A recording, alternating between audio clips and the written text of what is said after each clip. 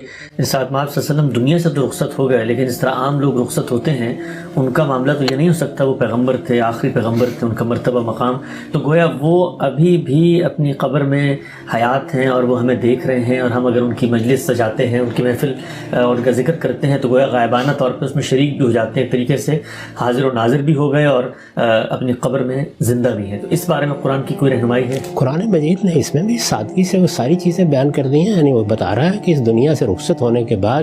ایسا نہیں ہے کہ تم مٹی میں مل جاتے ہو، سبھی انسان ایک درجے میں زندہ ہے۔ شہداء کے بارے میں یہی کہا ہے، فرعون کے بارے میں یہ کہا ہے کہ صبح و شام اس کے سامنے اس کا ٹھکانہ پیش کیا جاتا ہے، تو سب زندہ ہی ہیں، لیکن زندگی کی نوعیت مختلف ہے۔